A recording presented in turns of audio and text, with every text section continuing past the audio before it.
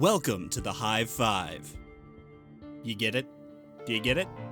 It's a pun. Now, as many hipsters know, the general public occasionally gets it wrong. And in the world of MMOs, that means that sometimes the best games aren't the most popular. So I decided to put together a list of the top 5 MMOs you should be playing, but probably aren't. You stupid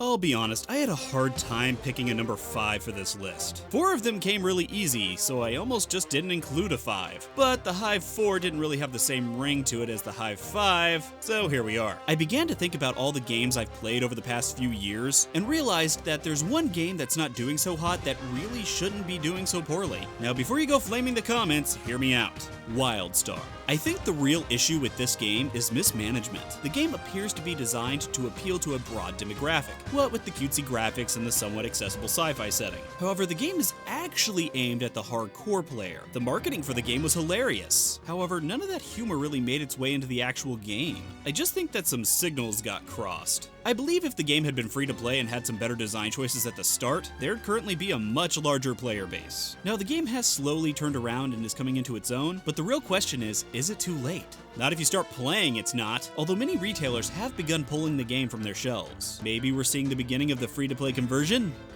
I don't know. Maybe. But I hope so. Until we know for sure though, let's see what else you should be playing. Meridian 59. You know, I really debated whether or not to put this one on here. It is older and that puts a lot of people off. But you know what? This is my list, so f*** it. Meridian 59 was one of my favorite MMOs of all time, and the gameplay itself still holds up to this day. Skill-based progression, click or I guess key press combat, open PvP with actual risk and reward, guild housing, hell, most modern day MMOs don't have half the features Meridian 59 does. And it came out decades ago. And the best thing about the game was the community. My favorite memories of the game are playing with about 70 or 80 people, so the community was very tight-knit. Simply put, if more people were playing the game right now, I'd be all over it. So please go play it so I have a reason to log in. Okay, thanks.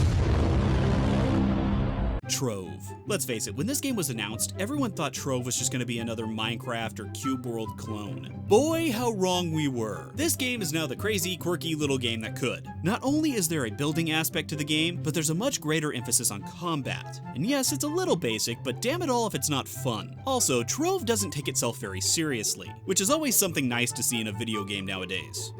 And I'm really sad I have to say that. The updates to this game are also coming at a breakneck speed. They've greatly increased the number of classes since I last looked at the game. They've also added in ships. Did I mention the quirkiness?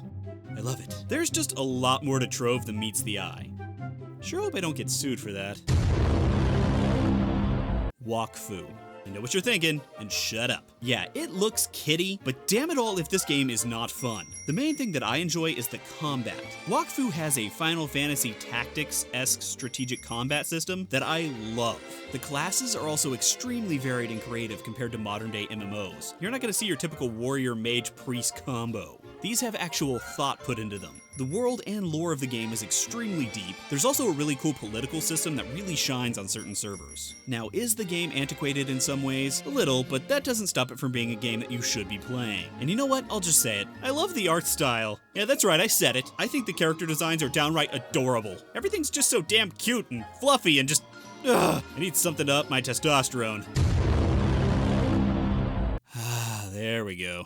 The Secret World. If you aren't playing this or haven't played it yet, you. Also, I don't blame you. I remember trying out this game for the first time during a stress test weekend a few months before the game came out, and I didn't like it. It wasn't until the game went buy to play that I gave it an actual shot, and I am immensely glad that I did. The Secret World has an immersive and great setting in a horror trope-filled modern day, and the questing in this game is pretty much second to none. The storytelling, the puzzles, and the amount of investigation required, it makes quests in other MMOs pale in comparison. Frankly, I think the only thing holding the Secret World back is that some people have an issue with the combat. Personally, I don't get the hate. I love it. But I guess that's just me. Either that or you all are the crazy people. But if internet comments are to be believed, then I'm the crazy one.